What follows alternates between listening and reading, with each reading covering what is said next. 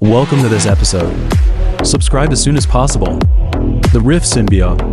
Fragmentary chapter of the Blood Oath Pact. Chapter 2. The corrosion of the bronze tripod.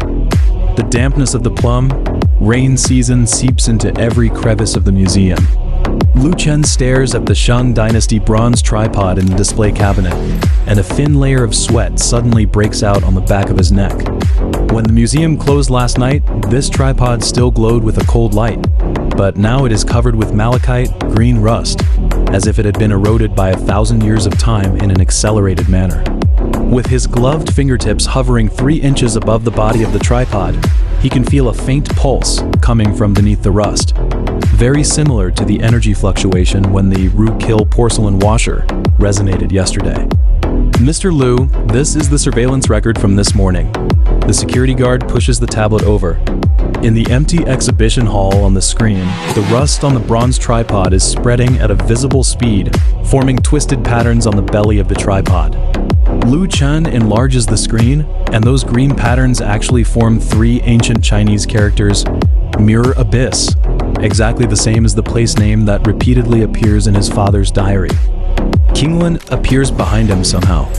The hem of her cheongsam is stained, accidentally spilled during the repair of the porcelain washer last night. The body, temperature sensing method. She hands him a pair of white gloves with a faint sandalwood aroma lingering on her fingertips. Try pressing your palm against the rust surface. The geothermal vein memory device is sensitive to human body heat. Lu Chen raises his eyebrows.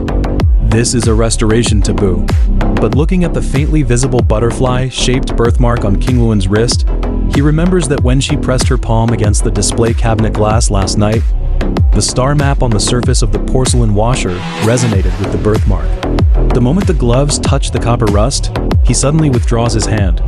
Those seemingly loose rust particles actually arrange themselves into the pattern of a Liangju jade Kong when in contact with the skin, and a cool sensation shoots up his spine along his fingertips.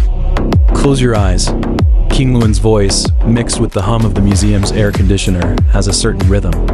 When Lu Chen does as she says, he hears the soft click of the display cabinet lock, followed by the rustling sound of fabric rubbing. When he opens his eyes, Qinglun has already placed her bare hand on the tripod. The moment the birthmark touches the green rust, the rust wriggles like a living thing, revealing the scene of a Shang Dynasty's sacrificial altar. Using blood as a guide, using the vessel as an eye, Qinglun's voice seems to come from ancient times. Her birthmark expands in the green light, and ice crack patterns identical to those of the Root-Kill porcelain washer appear on the body of the tripod. This is the geothermal vein coordinate of the 12th civilization. Lu Chen's bronze eyepiece suddenly gets hot, and fragments of his father's notes are reflected in the mirror. The 13th edge of the Sishan mine cave needs the blood of the vessel and the eye of the mirror master to activate together. He touches the token in his pocket, and its texture matches the notch on the tripod leg. The Sogdian script covered by the rust is becoming visible under the eyepiece. Flaws are doors. Only blood can open them. 12 circles. Qinglun suddenly points to the surveillance camera on the top of the display cabinet. In the picture, the porcelain washer is slowly rotating in the glass display cabinet, leaving a light golden trace on the cabinet surface with each turn. The number is the same as the number of cracks on the tripod body. Only then does Lu Chen notice that the cicada patterns on the belly of the tripod are divided into 12 groups, and the angle between each group of patterns is precisely 37.2 degrees. Exactly the angle of the cracks on the Root-Kill porcelain washer. Suddenly, the emergency lights of the museum come on. When Lu Chen turns around, he catches a glimpse of a figure in the glass reflection. A black windbreaker with a glazed, drop-shaped badge embroidered on the cuff. Qinglun's birthmark suddenly gets hot. She pulls off the jade earring from her earlobe and throws it towards the source of the sound. The earring shatters into star sand in mid-air and forms the outline of a Liangju jade Kong on the ground. The Glaze Color Society. Qinglun stands in front of the tripod. Only then does Lu Chen notice that the old scars on her calf are glowing, radiating out in an irregular pattern of 12 lines, exactly the same as the vessel burn marks in his father's notes. The crossbow bolt thrown by the man in the windbreaker shatters into powder in the star sand. The Sishan iron ore powder on the arrowhead has a repulsive reaction with the green rust on the tripod body. bursting out blue sparks in the air. The 13th generation vessel, as expected, is here. The man lifts his hood, revealing a mechanical eye. The association wants the complete geothermal vein memory device. Do you think you can stop entropy reduction with sentiment? Lu Chen notices the chip pattern on the back of his neck, which is exactly the same as the corrosion pattern on the broken branch of the Sangxingdui divine tree. King Lun suddenly presses Lu Chen's wrist. Only then does he realize that blood beads have somehow seeped out from his palm and are gathering along the notch on the tripod leg. When the blood touches the words "Mirror Abyss," the entire display cabinet starts to resonate, and the image of the Sishen mine cave in 1998 appears inside the tripod. His father pushes the porcelain washer into a hidden compartment, and when he turns around, he is shot by someone with the same cuff badge. They don't want the tripod. King Luan's voice is torn apart by the alarm. She pulls Lu Chen towards the fire escape. The old scars exposed at the slit of her cheongsam are healing. They want the defective genes of the previous 12 civilizations stored in the tripod. Only then does Lu Chen suddenly realize that the rust on the belly of the tripod has somehow formed the double helix structure of human DNA, with some segments flickering faintly at a ratio of 37.2%. The emergency lights in the fire escape flicker on and off.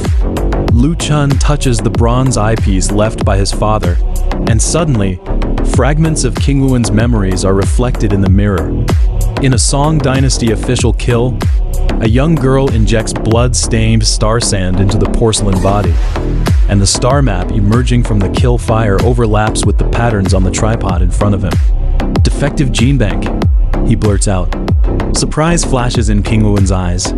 The birthmark resonates with the eyepiece, projecting a star map of the global geothermal vein nodes onto the wall. "Catch them!" The man in the windbreaker blasts open the iron door with his robotic arm. Only then does Lu Chen clearly see that the Sogdian script, "Perfection is order," is engraved on the joint of his robotic limb. King Luan pushes Lu Chen towards the ventilation duct and then faces the pursuers herself. When the light of her birthmark shines brightly, Lu Chen sees a newly oozing blood mark on the back of her neck, exactly in the shape of the 13th hidden pattern on the tripod body. "Go to the mirror abyss!" King Luan's voice is mixed with the sound of metal collisions. "Aim the eyepiece at the star map inside the tripod." The moment Lu Chen climbs into the duct, he hears the crisp sound of the display, cabinet glass bursting.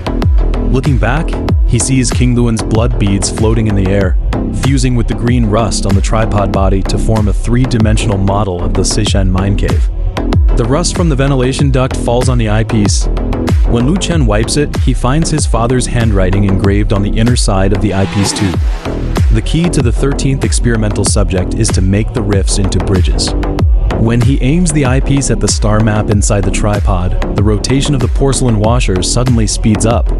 12 golden lights shoot out from the display cabinet, outlining the location of the Langju Jade Kong on the ground, where the fragmentary chapters of the blood oaths of the previous 12 generations of vessels are hidden.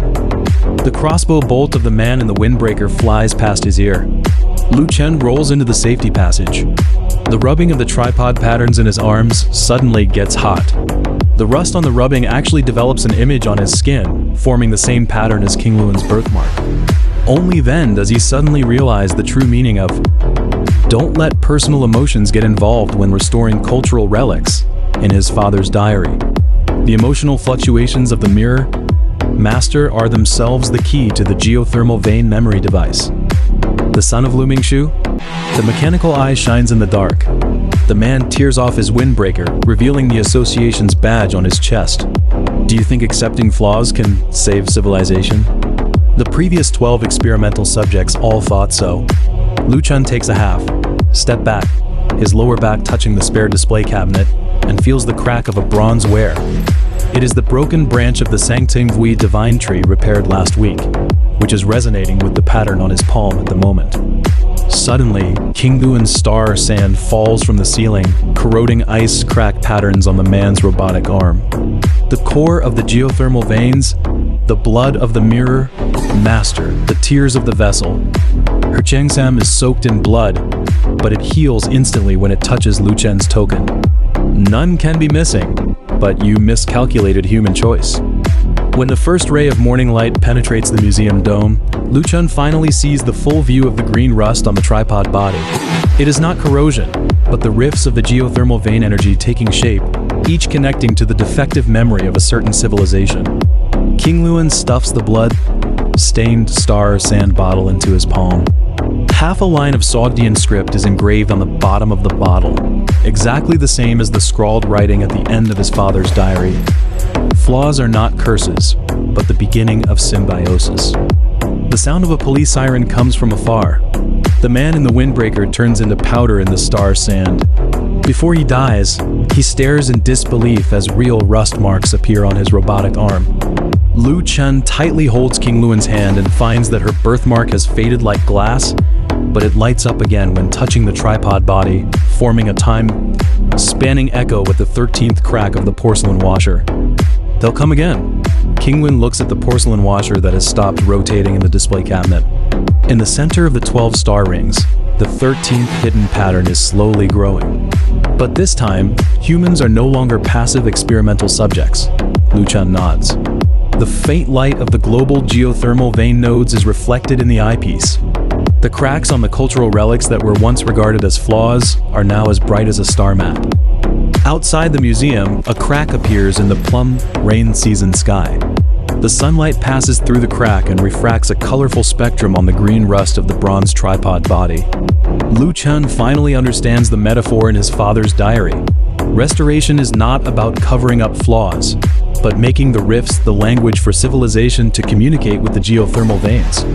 When King Luan's blood drips on the Sogdian script on the tripod leg, all the cultural relics in the museum simultaneously emit a buzzing sound, which is the response of the geothermal veins to the 13th civilization. It's time to go. King Luan drags him towards the collection storage. Behind them, the bronze tripod suddenly roars. Where the rust peels off, warnings of the destruction of the previous 12 civilizations engraved inside are revealed. Lu Chun touches the fragment of the porcelain washer in his pocket and feels a faint resonance coming from the fragment.